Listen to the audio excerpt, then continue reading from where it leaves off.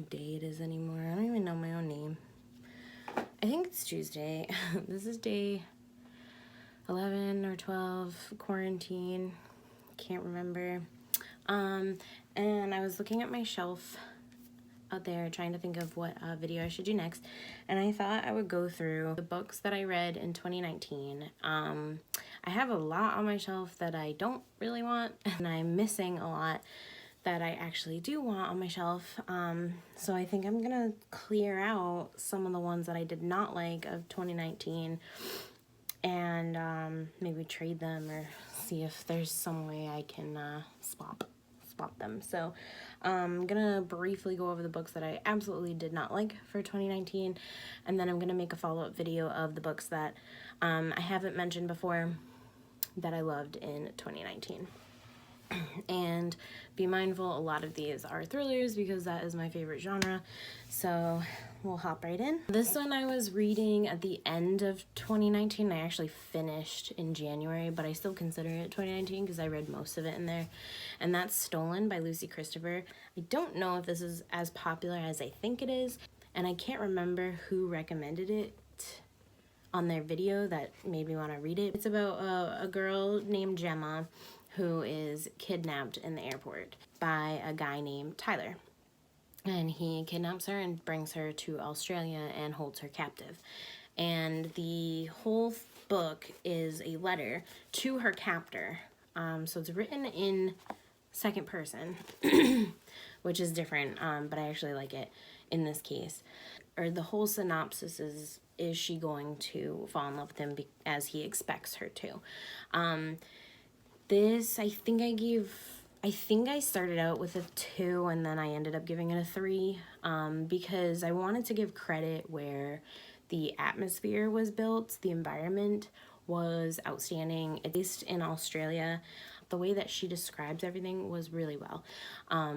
However, that's what I felt like 99% of this book was. There was very, very little dialogue, which made it drag.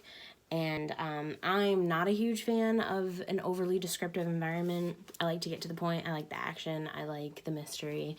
And this didn't have any of that. So I was super disappointed. And it took me a long time to get through this because it was so descriptive and there was very little dialogue and there's no chapter breaks. So there's little like breaks in between, but no chapter breaks, and some of those go on for pages, so it was tough to get through. Wasn't a huge fan, and I don't really recommend it to many people. Next on my list is gonna be very controversial to many because I am not on board with the majority of the opinion here, so this is super unpopular, and that is my strong dislike for Gone Girl by Gillian Flynn.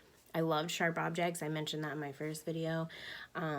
But this one just didn't do it for me. And I'm thinking back now, I'm wondering if it's because I watched the movie a long time ago first and I already knew what was going to happen. I didn't remember much of it, but I remembered the big twists. And so maybe reading this for the first time and not knowing that would have been a total different experience. And I kind of am sad that I missed out on that experience. But I totally see why I didn't like it. I just felt like it dragged on a long time. And this is about a couple whose wife goes missing and they're trying to find her and find out why she's gone, who took her, or if she left. And some weird things happen, and I don't want to go too much into it because if you don't know the synopsis, then just read it, get into it and read it. So unfortunately, I did not enjoy this book. Did I like this book? I guess I could give it a 3, but I was not enjoying my time reading this. I just wanted to get it over and done with. We actually watched the movie right after because my fiance has never seen it, and it was actually on TV the other day too, but we watched the movie and he really liked the twist, so maybe it's just the first time. I should have read the book first. Next on my list is The Wrong Man by Kate White. Now, I don't remember too much about this other than the fact that she went to an island and met this guy and had like a one-night stand, and then a couple days later when she gets home, he comes to her house or something like that. And he's not the same man or something, but he's claiming to be that man, or she calls him or something. I can't really remember it, but that just goes to show you that I didn't really care for it. I think it could have gone somewhere cool, but it just didn't. It felt really flat, and I was just ultimately pretty bored with it. So I don't really recommend this one. This is on my least favorite. This next book is going to be super controversial as well, because she is a very well-known author that everybody loves, especially for thrillers, and that is Ruth Ware's The Woman in Cabin 10. I hated this book, and I can't even particularly say why or what made me hate it, other than the fact that I was just bored. There wasn't much going on, and it was another one of those things that was just super descriptive, and there wasn't much action, and the end of it, I was kind of just disappointed. I felt like it could have gone somewhere better. Nothing could redeem how I felt about the book in the beginning, but I felt like the twists could have done something to make it better, and it kind of just really fell flat, and it was very unrealistic, and I was just not a fan at all. And I've heard so many of the booktubers that I follow, because I have like opinions, loved this, and I just hated it.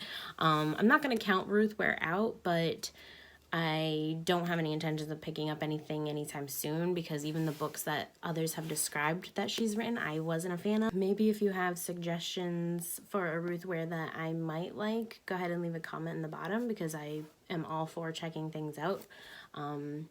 But yeah, this one just didn't do it for me. Another one that didn't do it for me is one that I was so disappointed because I love the cover. I actually picked this up because of the cover, and that's All the Missing Girls by Megan Miranda. And I've heard Megan Miranda has done some great things. This book was so pointless. I get where it was trying to go and what it was trying to, or what she was trying to achieve with this, but I thought it fell really flat. It was super boring. There wasn't much action, and she did way too much flip-flopping. Sometimes I'm okay with those. I like that if it's two perspectives and they're past and present of someone else, where it flip-flops back and forth between days and nights and 2 days before and 5 days before and 3 days after. It was just way too much for me. I wasn't that invested into it to begin with, so having that happen completely deterred my attention, and it was super disappointing. So I love this cover too, and it's about a girl who her friend went missing 10 years ago. She moved to the big city. She comes back to something to do with her ailing father, and when she comes back, another girl goes missing, and so it digs up old crap, and then now there's new crap she has to deal with, and she hates her hometown and all the history that's behind it, blah blah blah. So it's another one of those goes back to their old town to help solve murder kind of thing, which Sharp Objects did it really well, Gillian Flynn did it really well, but I'm going to say Megan Miranda did not. I have one more unpopular opinion to share with you guys, and that is of Birthday Girl by Penelope Douglas. This is so highly raved about by so many people, and I hated it. I will say the first half of it I did like, and it wasn't until the middle that it kind of turned for me. This is about a young girl named Jordan. I think she's 18 or 19, and she develops a relationship with her boyfriend's father. So it's a forbidden romance kind of thing. He's only like 38, I think, or something like that. He doesn't sound as old as it would be. The fact that it's her boyfriend's father, though, is where it's kind of weird. I did like where they went with her and her boyfriend. Somewhat, her boyfriend pissed me off. I absolutely hate him so much. And I love Pike. He was my, like, super fictional character crush for a very long time, until it got too graphic with the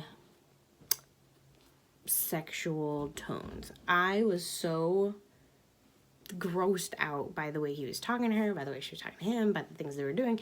And I'm not, like, saying you should be a prude when you read books like this, but I feel like maybe you get to an age and you just don't like that stuff anymore, and that's kind of the age that I'm at. So that's where this book went south for me. And I thought the ending was really, really cheesy and corny. So I gave this a 2-star, I believe. And I was really bummed because I wanted to like this. And that's why I'm kind of nervous to pick up My Dark Vanessa. But that one seems a little more serious, and this one seems more altered towards like a contemporary, young adult, new adult genre. So I do want to pick up hers again, though. I do like her style of writing, just did not care for this story. And then the last book I have to talk about is The Third Twin by C.J. Omalalu.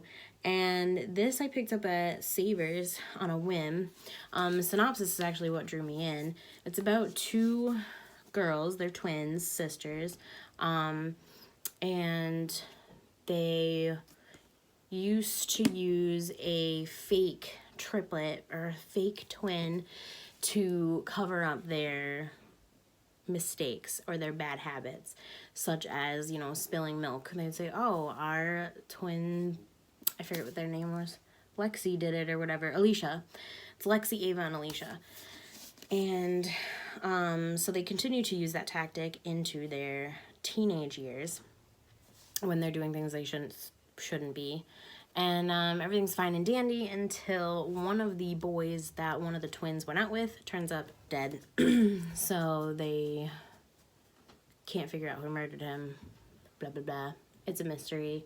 It was just boring, and I think it's because it was YA. Where it went, I didn't like. I feel like this could have been a really cool concept, but it just didn't deliver. So those are the books that I wanted to talk about that just really fell short last year. I did get a really good reading year in, so I do want to talk about the books that I haven't yet, to hopefully get recommendations out there, but there's always some you can't like, so I had to throw a video in there. Hopefully some of you like some of the stuff that's in some of these books. I don't know. Not everybody's opinion can be the same. That's why there's so many books. So, alright guys, that's it for today, and I'll talk to you later. Bye!